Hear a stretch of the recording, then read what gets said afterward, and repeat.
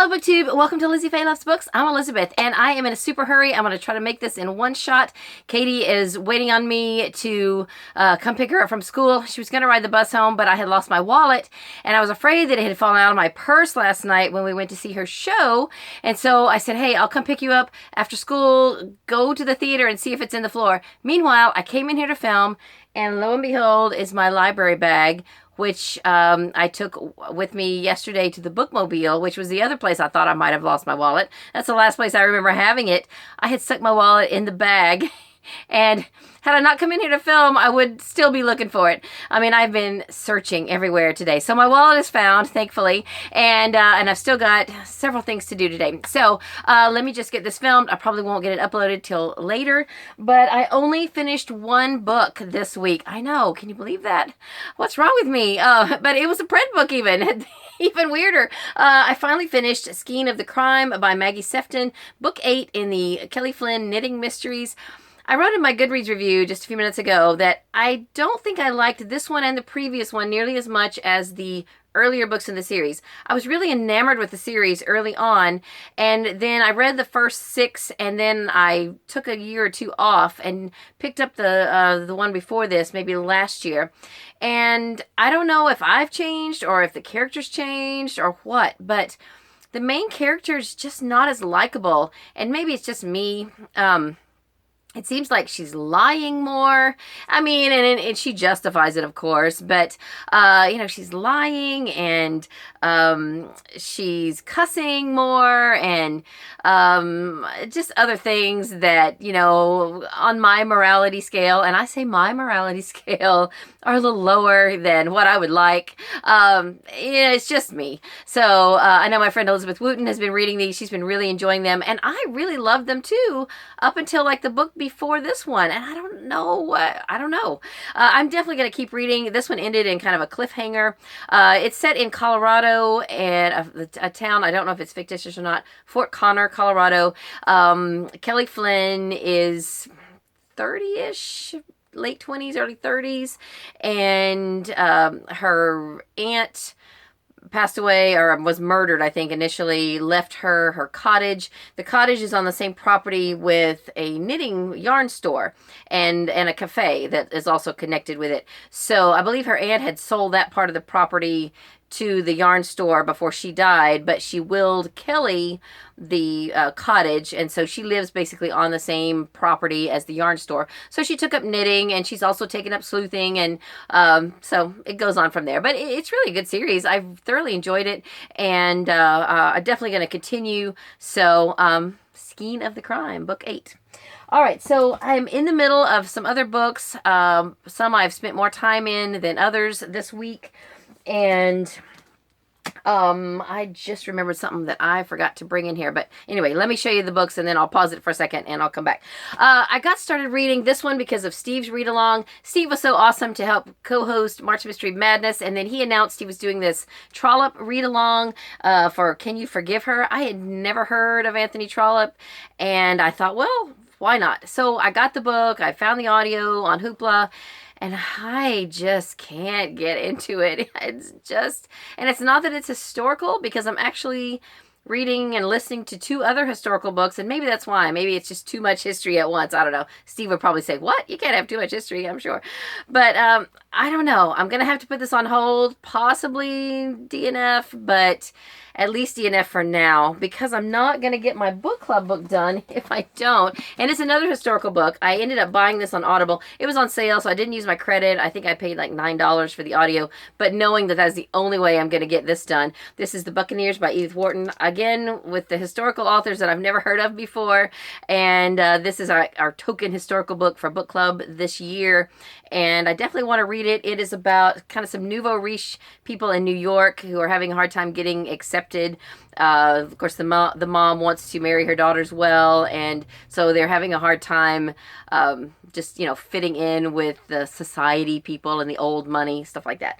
So I'm not far into it, but that much I gathered from the synopsis on the book.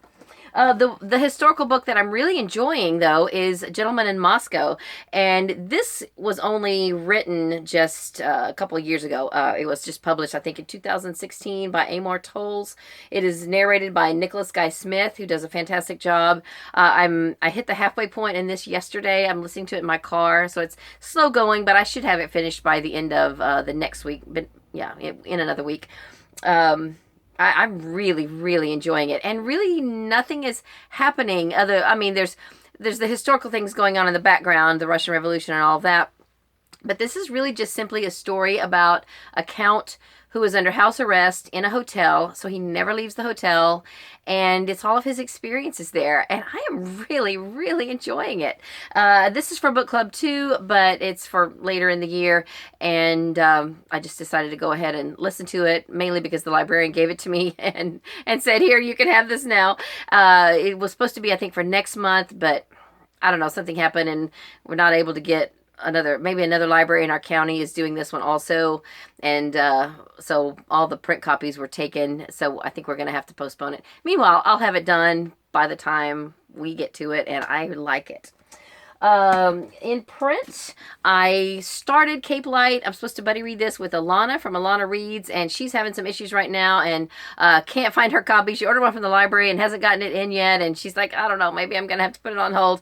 Meanwhile, I had read 2 chapters and I really liked it, so I told her, though, that I've got other stuff I need to finish, so I'm going to put this on hold for now, but I'm kind of thinking about starting, I know, I even hate to go there because so many people have Goodreads groups, but I'm kind of thinking about maybe opening this up as a read-along, this whole series. I expect for it to be ongoing, and I've got several kind of comfort reads that I enjoy, so let me know what you think. I don't really want to start another book club that would be, you know, pressure on anybody to try to read something within a month or anything like that. But I thought about maybe just starting a Goodreads group, calling it like maybe, you know, Lizzie Faye's Comfort Reads or Comfy Corner or something like that, where I could just start some threads for some of these, you know, really nice comfort reads that I enjoy. Maybe a couple of Christian fiction series that I've read or I'm about to read, and then that way it would just be there so that if any of you want to read these books, then you could just go on a comment at whatever point you read them. I don't know. If you would be interested in something like that, let me know. What I am reading actively right now, since I finished Skein of the Crime, is Omega City by Diana Peterson. This is the only Sunshine State book I didn't get read before Book Bowl, and I've been checking a few out from the library recently. I got some from the Bookmobile. I need to do a big wrap-up of all the Sunshine State books for this year because they're about to announce next year's, and so this is the last one that I need to read. I want to get it done this coming week, and then you should see a wrap-up. I'll probably do my wrap-up and upload it sometime in early May, because I am going to be participating in Middle Grade May. That is created by Acost from Acosta K, middle grade cheerleader, MG Lit cheerleader, I think is what she calls herself. And she just asked Elizabeth Tyree and myself and another booktuber that I'm not familiar with, but I got to find out, to help co-host Middle Grade May. And so that will be coming up. We should be having announcement videos out in just a few days. And then each of the hosts are going to take a week. We've got a theme each week. And we're going to do videos based on those themes, different aspects of middle grade books and some different recommendations within middle grade literature. So I'm super excited about that. Meanwhile, I've got the Amish Readathon, I can't even talk. Amish in April, Readathon, coming up April 20th. And so my plan is to, Saturday, I'm going to do a Saturday shelfie and show you all the Amish books that I own. And then a couple of days after that, I will do my TBR for the Amish Readathon. And I need to do a giveaway. So let me pause this really quick, and I'm going to show you what I'm going to give away. Okay, so I have 2 copies of An Amish Love. It is by Beth Wiseman, Kathleen Fuller, and Kelly Long. I initially bought this, I think, at a library sale, and then later found the trade paperback copy, which is more of a match to the other Amish books that I own. So I thought I'd like to give this away prior to the Amish in April Readathon, which means I've got to hurry. So if you have already commented to one of my videos saying that you are interested in participating, or you are participating in the Amish Readathon, or if you comment to this video before, let's say midnight. No, I need to make it sooner. Let's say 8 p.m. Eastern Time, Sunday evening. Then I am going to, if you comment then all of those names I'm going to put in a container and draw one out. And then I need you then, if you're interested in this, to pay attention to the comments, because I will reply to your comment on whatever video it's on that you were the name I drew out. And then I need you to contact me before the end of Monday to let me know your address so that I can mail it to you, because I like to mail things, books and stuff, media mail. So it needs a few days to get to you, and I want to get it to you before the readathon starts. Although just this one book, I might could just go ahead and send it priority if it's not a crazy amount more. I don't know. We'll see. Especially if you are international, then I will just get it sent at whatever faster speed it is. So anyway, I want to give this away, and I'd like to send it to someone who is going to be participating in the Amish readathon, whether you read this or not. It doesn't matter. Or you could let me know if you want it, but you've already got your TBR picked out and you'll just take it. Then I won't rush it to get it to you. You know, we'll work that out. Anyway, so you need to comment, if you haven't already, by 8 p.m. my time, Eastern Time in the United States, Sunday night. That way I have all night Sunday night to get a message from you before Monday so I can mail it Monday. That's basically it. So anyway, this is an Amish love, and it would meet 2 of the challenges for the Amish in April readathon. So that's it for today. I will be coming to you very soon with some more videos, but I've got to get off here and go pick up Katie from school. So I hope you're having a great day. Read a good book, and God bless you.